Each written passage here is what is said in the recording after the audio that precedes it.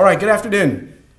My name is Chad Lefteris. I'm the CEO of UCI Health. It's a pleasure to be with you. And on behalf of the What Matters to Me and Why Organizing Committee, the Advisory Council on Campus Climate, Culture, and Inclusion, UCI School of Medicine, and UCI Health, it is a great pleasure to welcome you to another What Matters to Me and Why talk.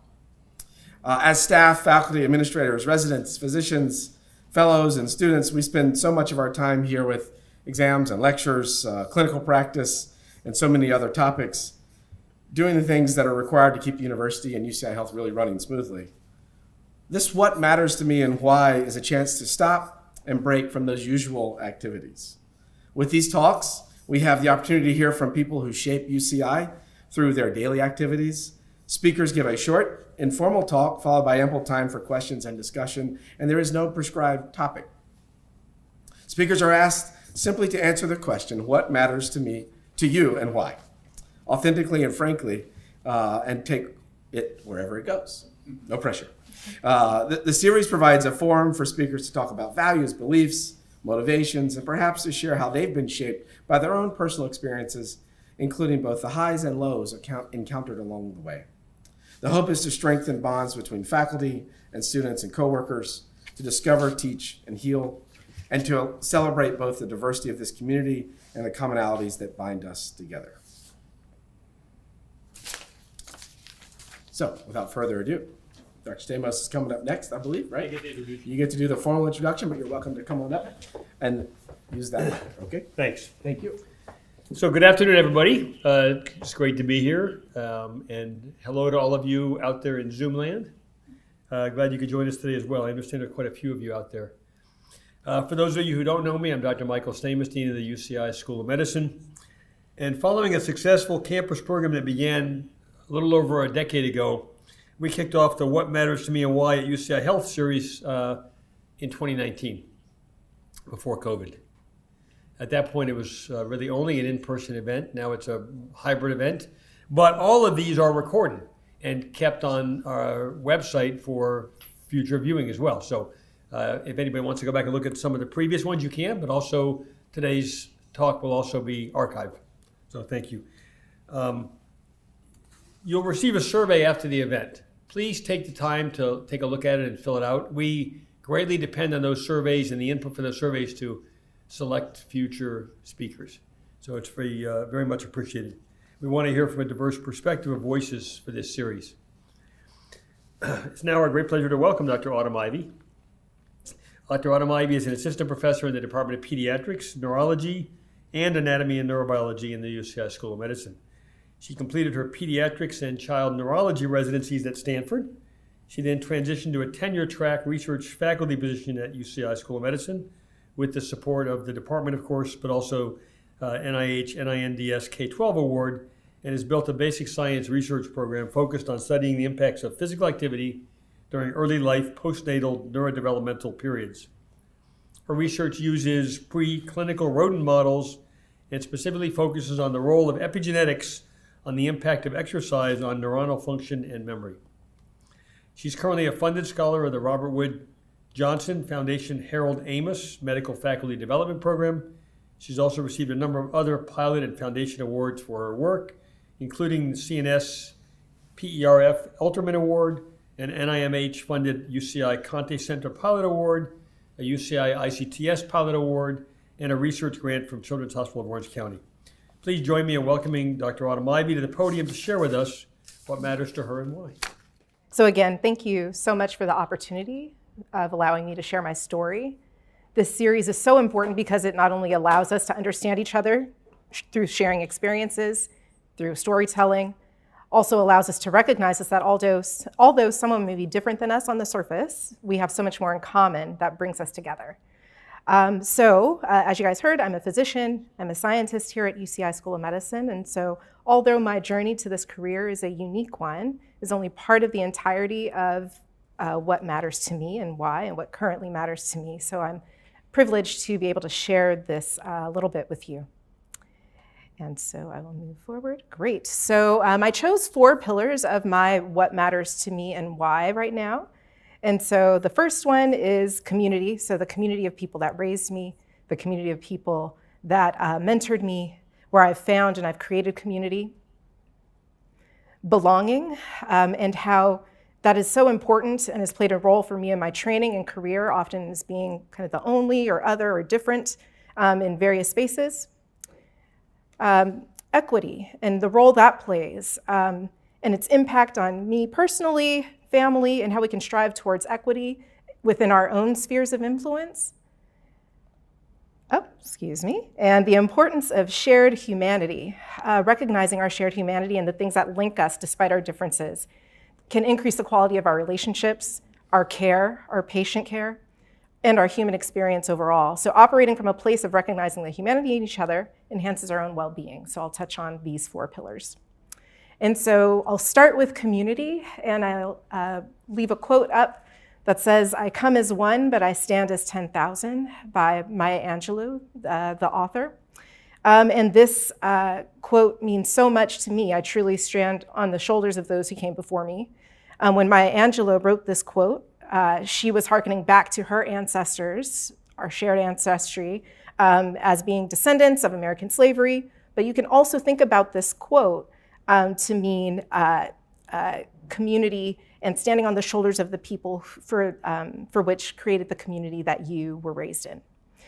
And so family, friends, peers, mentors who have supported me and have seen things in me when I didn't see them in myself have been critical throughout my life and career journey. And so I'll tell you a little bit about this community.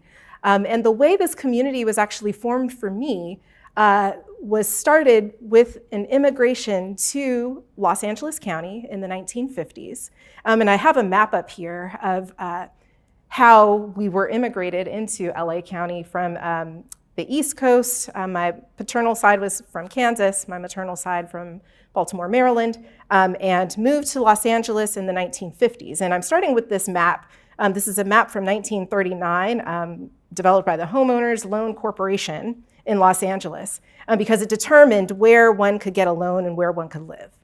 And so the red and the yellow areas are the less desirable neighborhoods. The green and the blue are the more desirable neighborhoods. But these are also the neighborhoods where you can get home loans.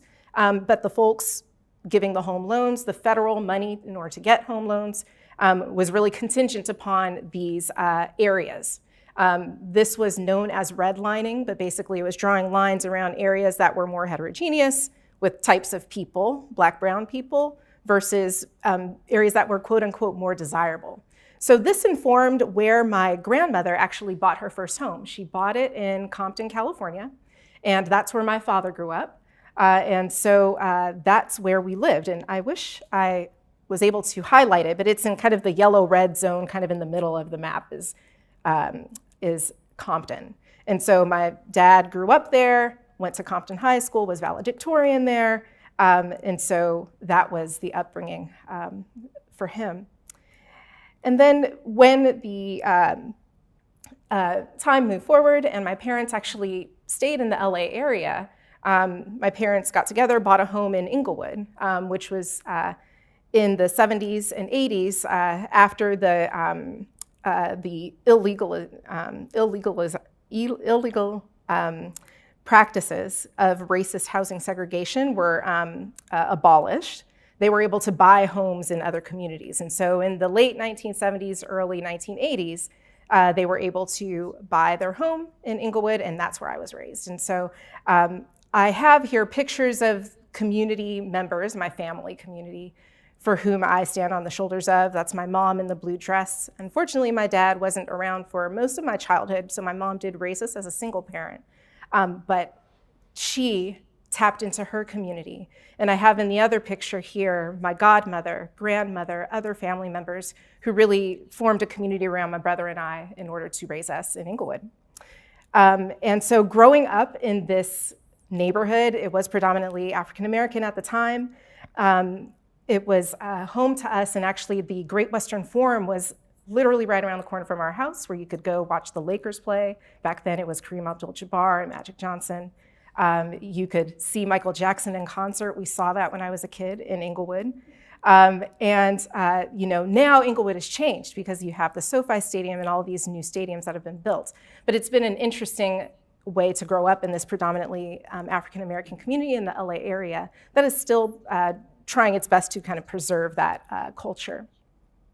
It was a complicated time to live there, though, because the school districts were being disinvested in. So my mom was actually a teacher in Compton Unified School District. She taught music there. And she knew from her time teaching in Compton Unified that that was not a school that she wanted to send her kids. And so, again, leaning on community and I having the privilege of community, folks were able to gather resources to send my brother and I to schools outside of that community in order to get our education. So that was actually a really important time in my early life and upbringing to actually be able to go to schools that were outside of the community. Unfortunately, the community schools were not necessarily safe. But again, considered a privilege that I had community around me that was invested in my and my brother's education from early on. And so shifting to the community of mentors and advisors that I've had throughout my career, it has been a career trajectory that was pretty long, starting with undergraduate all the way to my faculty position. But there were so many people that invested in me, mentored me, and advocated for me along the way. And I would say that I'm standing on their shoulders because of the investment that they made early on and saw the potential in me. And so when I was an undergraduate student at Cal State Los Angeles, there was one primary research mentor, Dr. Amelia Russo-Neustadt, who was also a physician scientist and geriatric psychiatrist, whose lab that I worked in and was inspired to become a physician scientist and mentored directly by her. I was also supported by the Maximizing Access to Research Careers program at CSULA, which was the brainchild of Carlos Gutierrez there. He was a chemist up top. And then Dr. Krishna Foster, who is another chemist there at Cal State LA, who were also strong mentors during my time. And I came to UC Irvine for the medical scientist training program. So I did my MD and PhD here.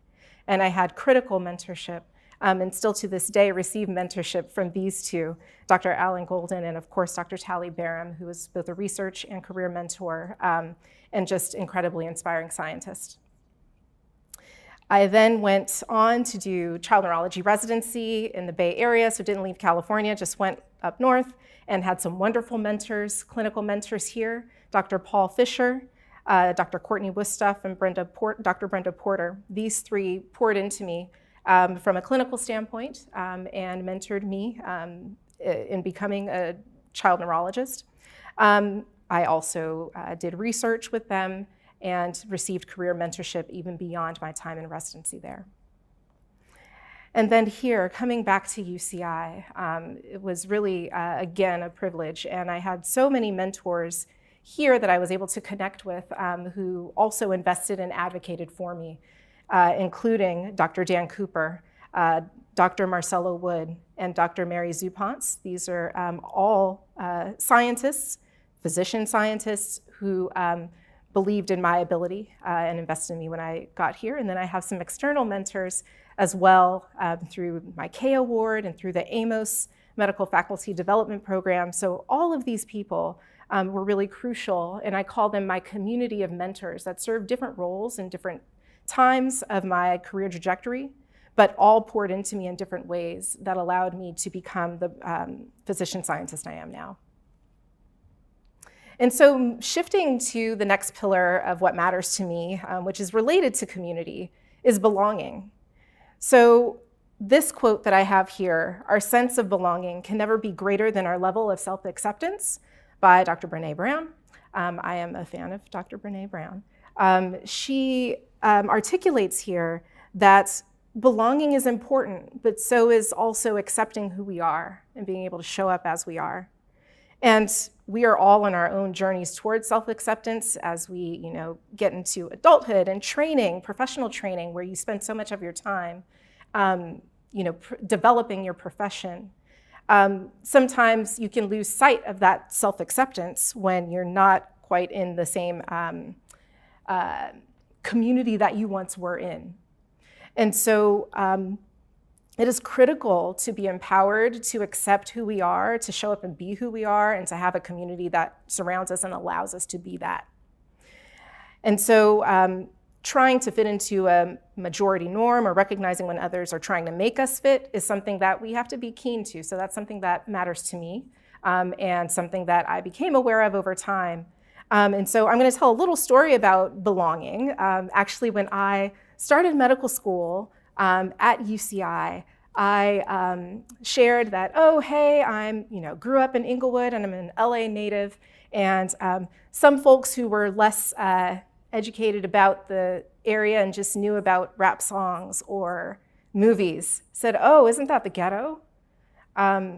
Inglewood did have its problems, but I was also proud to be from there. So it was something that was a little bit jarring, but also felt at that time like it was a mechanism of othering. Even though the person may not have even intended to other, that's how it landed. And so I'm sharing that story because then it makes you feel like, well, do I belong here if I'm from a different place than others? And so I'm bringing the story up to the trainees and mentees in the audience who think about their place and belonging and where they are right now, and how even though you may be other in many ways, it is imperative to find your own community of where you feel you belong, and also imperative for you to work on your own level of self-acceptance and pride in that. And sometimes the community that you surround yourself with can cultivate that with you.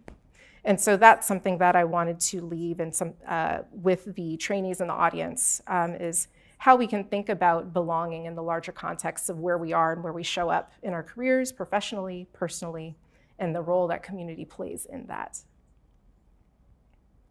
And so belonging in medical and graduate training, I think that now, post COVID-19 and social justice recognition and activism and more of these things that we're thinking about, there have been mechanisms that have been in place to promote belonging in graduate and medical training.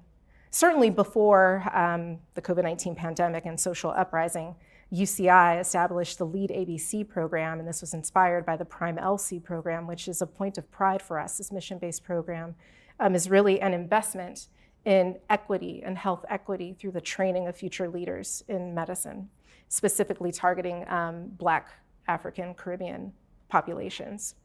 I also have here an image from the organization Black in Neuro, which was founded by two graduate students who have now gone on and gotten their PhDs at UCI, Dr. Angeline Dukes and Dr. Elena Dominguez, as well as others nationally who were co-founders for this organization. But this organization was put in place after July 2020 when there was a recognition that there wasn't a safe space for folks who identified as Black in the neurosciences. And also it was a platform for people to find Black scientists, to network Black scientists. It was a mechanism for promoting community and belonging. And so I thought that this vision from our graduate students was incredible, and I think it served so many people. And down at the bottom is a picture of the scholars that are part of our UC HBCU. HBCU stands for Historically Black Colleges and Universities. And so I am PI on a grant that is a partnership between UCI and 4 HBCUs that brings in undergraduate scholars from HBCUs to do neuroscience research. And so this is a picture of our first cohort, and in partnership with the Center for Neurobiology of Learning and Memory. Again, this is a mechanism for promoting belonging, community in the neurosciences specifically. And so cultivating community and belonging for ourselves and in our spheres of influence. What are the lessons I'm learning and what matters to me right now? Finding your people, nurturing your relationships with your family, either your biological family or, I have in quotes, adopted, but people that are so close to you they feel like family. Your mentors with aligned values who will advocate for you, your peers and colleagues. Foster a sense of belonging through celebrating differences as necessary parts of the whole. Community and mentoring relationships are reciprocal between individuals. So we learn from our mentees learn from us. That's part of the community building. And true belonging never asks you to change who you are or hide things about yourself for fear of rejection. And so that is also for the trainees in the audience. And I have a picture of my lab right now because these are kind of tenets that we try to uphold in the group as well.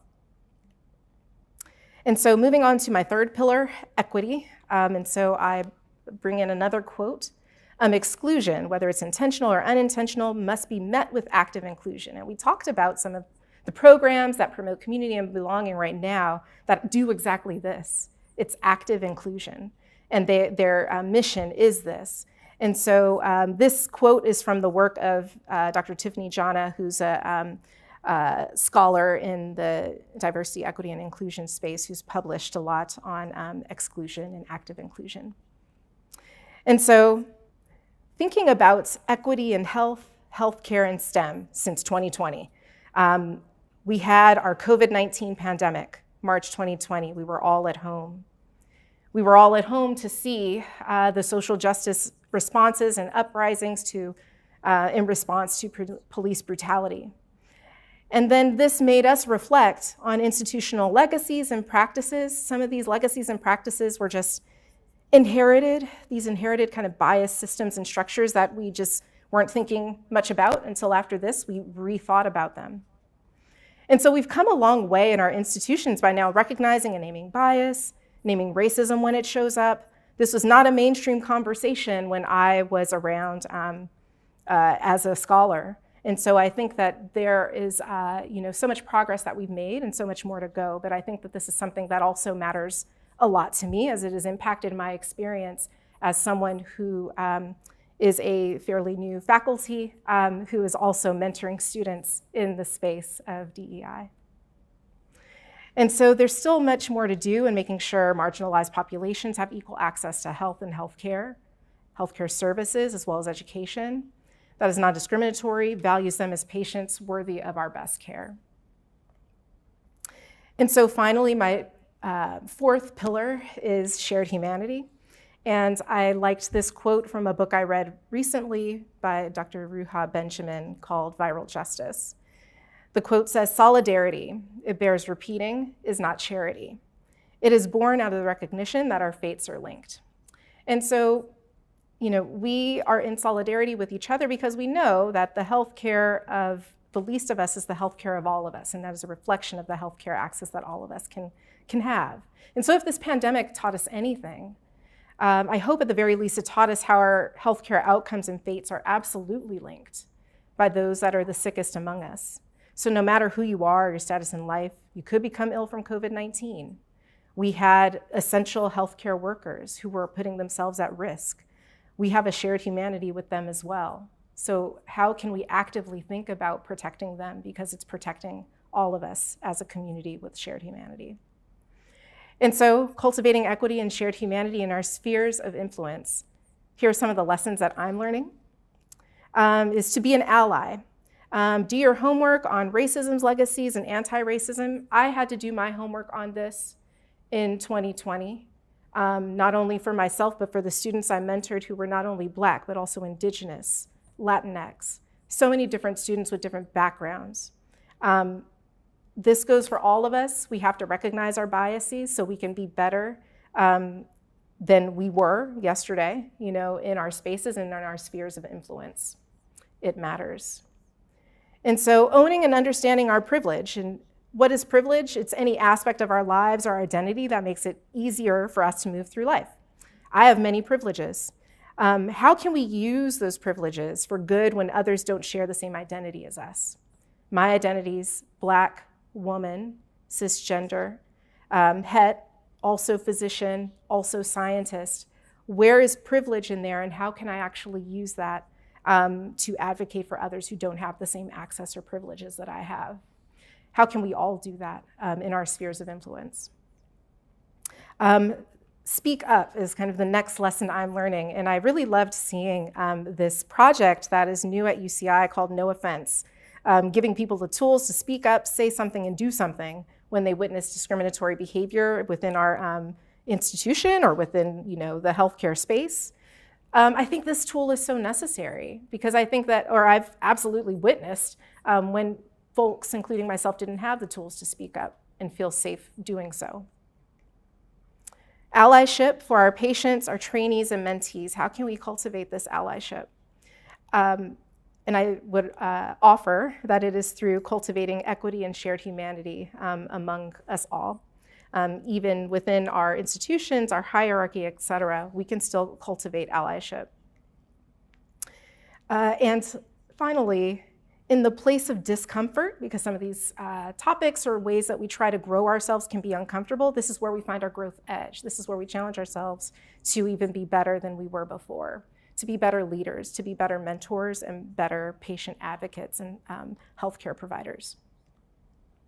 And so that is what I had to offer. And I have here more than a few books, but some of the books that I really love thinking about and stuck with me when I spent time with them. I also have a few podcasts on the side that also kind of informed my reflections for this particular talk. And so I wanted to share those with you because these books, the latest, Viral Justice, which was incredible, drawing nice parallels between the virus, COVID-19 virus, and how we can also be viral in social justice and equity through our actions. I think it's a really awesome read. And so, yeah, I hope that y'all will consider these books as well. And with that, I want to say thank you for this opportunity. This was really great. Dr. Ivey, thank you so much. Please stay up for a second. For your courage for this. This is a much more difficult talk than a scientific talk, isn't it? It is. It sure is. But so thank you for the courage to share that really inspirational story, and to help us understand and reflect what your journey has been. So thank you for that. We're happy to take any questions from the audience. If you're here in person, please raise your hand and wait for me to call on you. If you are virtual, please either raise your hand in the Zoom or enter it into the chat, and we will take those questions. I was particularly, yes, please, go ahead. Oh, Marissa. My question is, how long did it take you to find your belonging in university? And also the UCI Lead program, like how long did it take you to find this program? Is that an audience question? That's Marissa. Excellent. Thank you so much for the question. So how long did it take to find belonging? I think that it's very much a journey. And as that quote said, you know, your own level of self-acceptance is something that you explore within yourself. And I think that I had the tools to do that once I recognized that, belonging starts with me, right? And so because belonging starts with me, what are the tools to cultivate and enhance my own self-acceptance in a space where I'm very different, but that difference actually is the strength that I bring and is my contribution, and it's necessary. And so I think that was definitely a journey that I feel that I'm of a geriatric millennial generation now, where I think people are realizing this sooner. But hey, I'm here now. So, and it's still a journey, and I'm still growing in that space. Lead ABC absolutely provides community for faculty, for students, et cetera, with shared interests. So that also is a supportive environment. So that self-acceptance seems to be almost to be interrelated, or the opposite, if you would, of the imposter syndrome. Mm-hmm. Any thoughts about that? Because we all have imposter syndrome. For sure. I mean, I've certainly had it over my career. And yes. Just be curious, you know, how you reflect on sort of that mindset versus the self-acceptance part. Is it sort of yin and yang almost? Or? Right. Thank you for that. So yes, I think that, you know, I absolutely struggled with imposter syndrome, and we all do at some point. And I think that, you know, where does it come from? It comes from, again, this sense of either not knowing enough, not having the capacity to be enough, and, you know, feeling like a fraud, like you've just, you know, fooled everybody, and that's why you're here. And if you really think about that, and think about, you know, really, did these people who were more senior to you with more experience, did they really think you were, you know, a fraud? I think they'd be able to recognize it by now. But also, you know, I think that with imposter syndrome and self-acceptance, I think that they could be thought of as yin and yang. That, you know, if you cultivate and strengthen your self-acceptance, and again, I would argue that it goes up and down day to day, depending on your experiences, right? And whether the paper got accepted or the grant got funded, and all of these other even non-academic things, right? And so, yeah, I think that they are kind of opposing. And as you work on that self-acceptance, you're going to find something else that, oh, I'm not really that comfortable about this within me yet. There's another area of growth. Extend yourself. Yeah. Yeah. Exactly. Yeah. That's great. Well, great. Dr. Cooper. So I wanted to ask you about epigenetic expression. Oh, wrong lecture. Sorry. No, thanks for the shout out about mentorship, but the mentorship is always a two-way street, so we learn so much from you and all your successes. But you mentioned in your talk that you were implementing belonging in your lab group.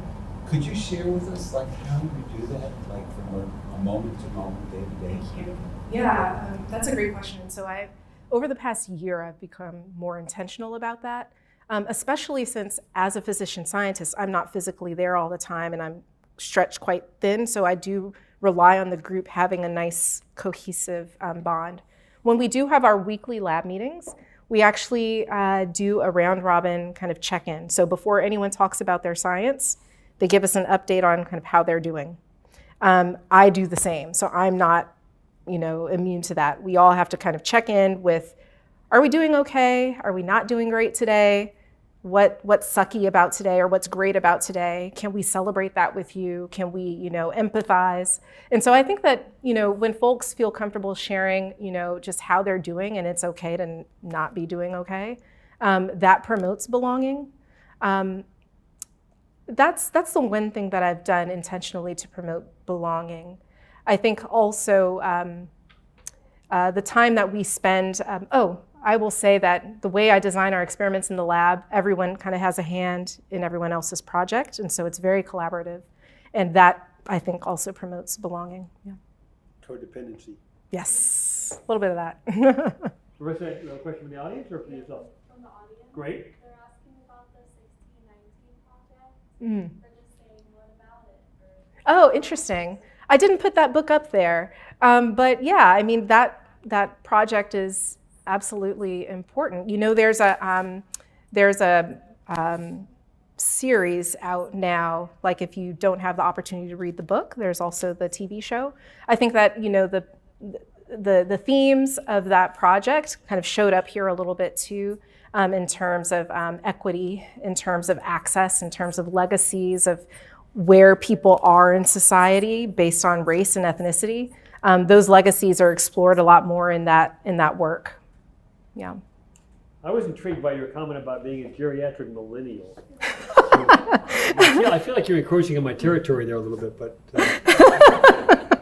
Hey, it's a term. Gotcha. Yes. I like that term. Same age. He's into pure geriatric. No millennial. That's great. Yes, Marissa. Question from the audience. How do you now address situations of racism, othering, or similar in real time as they happen? And then do you address it directly with the person? And if so, what do you say? That's a complicated question. Yes. Right? So the question was, how do you address racism and othering in real time? That is a hard question. And I think that, again, part of my learning in 2020 was how to do this when students come to be mentored about this type of thing, right? And maybe we'll talk about situations. And so I think it's important to pause and reflect on what just happened instead of responding right away. We don't have to respond reflexively right away, but we can at least find a gap to pause and recognize something when it happens. And I think that when you've been kind of brought up or taught a certain way and you're taught to not say anything about those instances, then you really have to be intentional about that pause, right? And kind of unlearn the learning that had happened to kind of not respond to those things, right? And so that's why I called out me being a geriatric millennial. There may need to be some unlearning before relearning, how to pause, and then naming something. Again, that Speak Up program, I haven't taken it, but it sounds amazing. Yeah. Oh, great. Yeah. So I know there's another one next week, actually. A series of them. Series of them next week. Okay. Well, that's not all next week. There's a series of them. Oh, wonderful. Yeah. Okay. So I think I would start with pausing. I would start with collecting my thoughts about how I would respond to it. And I think that you can name something for what it is without being accusatory too, which takes practice. I'm not saying I'm perfect at it, but I know that it can be done. Yes. And I think I liked your comment you made about the allyship part of it as well, right? So you don't have to be the one that's being offended to speak Right. up. Right, exactly. There is another one. Okay, wait one second. Listen to Xavier. Can you person? Yeah. Well, Xavier, ask a question, then we'll come back to you. So yeah, thank you for your talk and thank you for the recommendation on the last slide there. I guess I have sort of a practical question, right? You talk about being stretched so thin, and I'm assuming you only with your professional life, I'm assuming it's your personal life. Like, how do you actually find the time to be able to engage with this sort of material? I'm not calling anyone out, but I'm sure there's a lot of bookshelves and reading lists from 2020 that are gathering dust at this moment. So yeah, like how do I have you some too. actually find the time to engage and be reflective about content that's outside of your work? Yeah.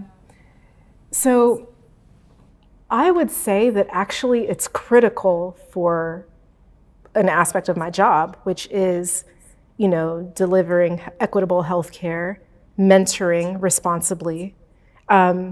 So because of that, I actually found this to be equally important. I will say that from the time standpoint, how was I able to start thinking about these things and reading these books with others? I was able to find community. So I found a community of assistant professors, pre-tenure folks at different institutions. We gather around, women in academic medicine, mostly women of color, and we talk about these same types of issues and how we're navigating mentoring, how we're navigating these spaces. And we pull from these books. So I'm not doing it in isolation. So having community from that standpoint was important too. Yeah. Yes. Hi, Sarah. Oh. You want to use the mic? Yeah, I was gonna ask a follow-up So question. that people on Yeah. the Zoom can hear you. Because talking about all this, the thing I'm struck by is not just the time, but the amount of energy that is required for you to go through and make yourself take that pause and think about what you're gonna say.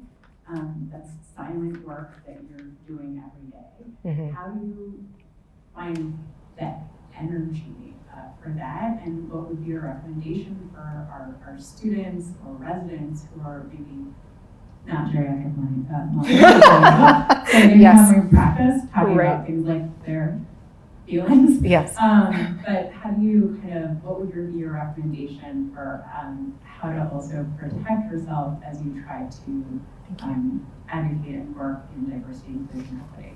Thank you so much for that question. And Dr. Stern-Nezer holds a special place in my heart because she was my senior resident. So that person you spend a lot of time with.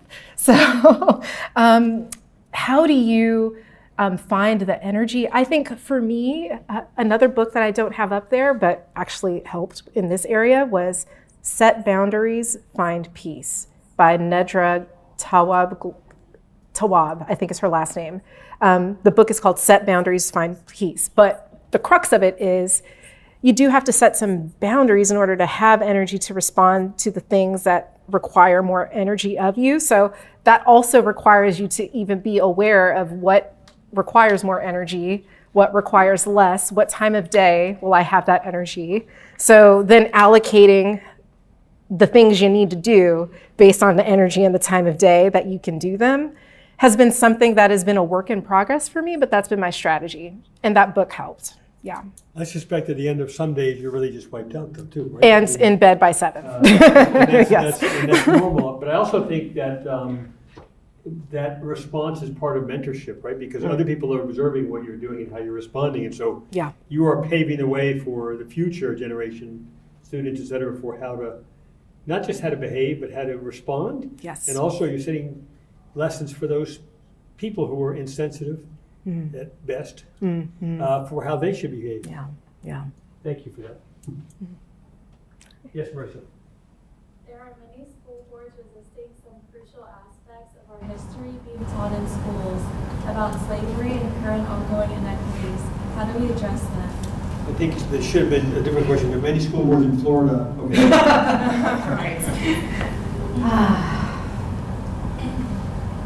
I don't know. That's hard. hard, you know? I think that we need, it's politics, it's legislators, it's people in office that we need. For the people and trainees out there, you're needed both within and outside of medicine. And so, you know, I think we need folks who are, you know, thinking critically about these topics to actually run for office, or at least have some, you know, positionality where they can influence these things in those particular states if they decide to move there. I would say broader, it's advocacy broadly, right, which includes how you spend your money, right? And how those states then That's understand the influence and impact that their actions have on their pocketbook, which is sadly often all they care about. Right, yeah. Any other questions? Yeah, we have another one. Great.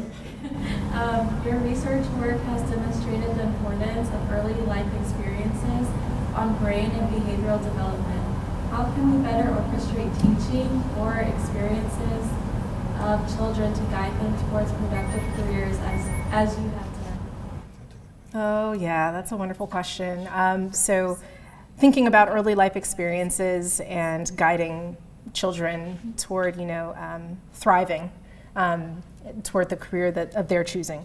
And so I think that, yes, I didn't talk much about my research today, but I do think that, you know, we touched on some of the pillars of things that are critical for children for like full thriving in childhood, community being one, you know, mental health care being another.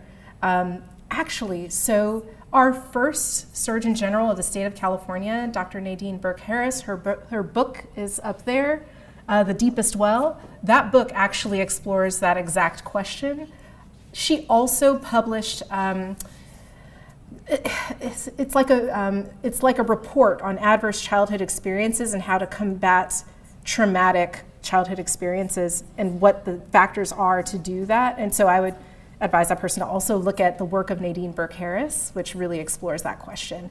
My research is definitely like looking at clinical or preclinical mechanisms and thinking about kind of basic science, but I think broader view, it absolutely will bridge with the care that we can give our children. And I think what we discover about exercise and how we can precisely administer it, give access to it, and think about how that can enrich and improve cognitive health, physical health, all of these different parameters is the goal of the work, the goal of the, you know, Pediatric Exercise Research Center, and many a priority for many of us here. So, thank you.